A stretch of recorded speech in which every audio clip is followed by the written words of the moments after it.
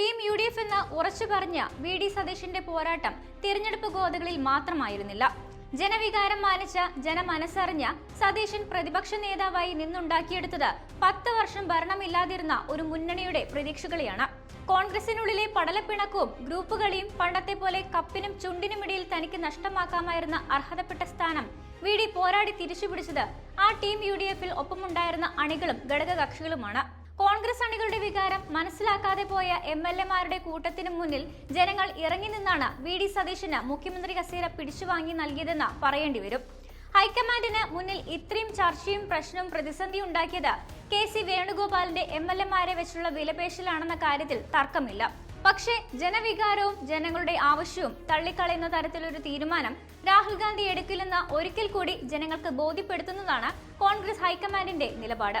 ജനാധിപത്യപരമായി എല്ലാവരെയും അനുനയിപ്പിച്ച് ഒപ്പം നിർത്താനുള്ള ശ്രമവും രാഹുൽ ഗാന്ധിയുടെയും ഹൈക്കമാൻഡിന്റെയും ഭാഗത്തു നിന്നുണ്ടായി എന്നതും ഈ 11 ദിവസത്തെ കാലതാമസം വെളിവാക്കുന്നുണ്ട്.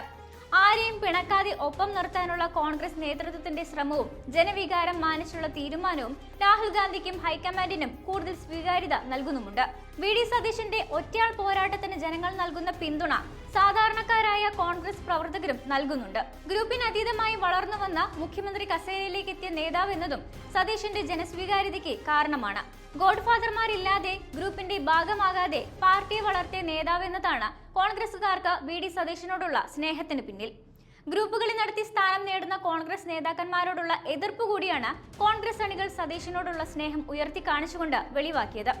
അത് പതിറ്റാണ്ടുകൾ നീണ്ടുനിന്ന VD സതീശന്റെ പ്രവർത്തനങ്ങൾക്കുള്ള അംഗീകാരം കൂടിയാണ്. ടീം UDF മികച്ച വിജയം നേടിയില്ലെങ്കിൽ രാഷ്ട്രീയ വനവാസത്തിന് പോകുമെന്ന് പറഞ്ഞ നേതാവിന്റെ ആർജവത്തോട് UDF അണികൾ മനസ്സറിഞ്ഞു നൽകിയ അംഗീകാരമാണ് ഈ മുഖ്യമന്ത്രി കസേര.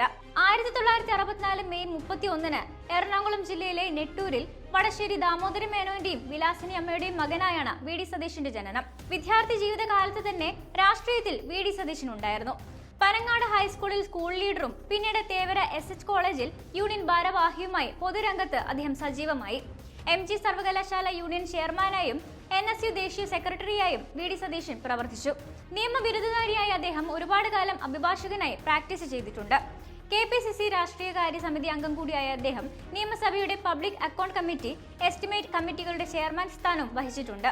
തമിഴ്നാടിന്റെ ചുമതലയുള്ള AICC സെക്രട്ടറിയായും അദ്ദേഹം പ്രവർത്തിച്ചിട്ടുണ്ട്. 5 വർഷം KPCC ഉപാധ്യക്ഷ പദവി വഹിക്കുകയും മികച്ച MLA-ക്കുള്ള 25-ലേറെ അവാർഡുകൾ ലഭിക്കുകയും ചെയ്തിട്ടുണ്ട്. 2001 മുതൽ പറവൂർ മണ്ഡലത്തിൽ നിന്നുള്ള നിയമസഭാംഗമാണ്. 2021 മുതൽ 26 വരെ പ്രതിപക്ഷ നേതാവായി പ്രവർത്തിക്കുകയും ചെയ്തു. 1996-ൽ നടന്ന നിയമസഭാ തെരഞ്ഞെടുപ്പിൽ തോറ്റുകൊണ്ടാണ് VD സതീശന്റെ രാഷ്ട്രീയ തുടക്കം.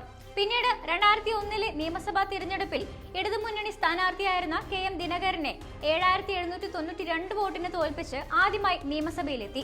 2006-ലും 2011-ലും 2016-ലും 2021-ലും ഇതേ മണ്ഡലത്തിൽ വിജയം ആവർത്തിച്ചു. 12-ാം നിയമസഭയിൽ കോൺഗ്രസ് വിപ്പ് സ്ഥാനം വഹിച്ചിരുന്ന ഇദ്ദേഹം അന്യസംസ്ഥാന ലോട്ടറിക്കെതിരായ രാഷ്ട്രീയ സംവാദങ്ങളിലൂടെ കൂടുതൽ മാധ്യമ ശ്രദ്ധ നേടി. പരിസ്ഥിതിക്ക് വേണ്ടിയും ഗാഡ്ഗിൽ കമ്മിറ്റി റിപ്പോർട്ടിന് അനുകൂലമായും പ്രതികരിക്കുന്ന MLA-മാരുടെ രാഷ്ട്രീയേതര സംഘത്തിൽ പ്രമുഖനായിരുന്നു അദ്ദേഹം. AICC സെക്രട്ടറിയായും 2014-ൽ KPCC വൈസ് പ്രസിഡന്റായും നിയമിതനായി.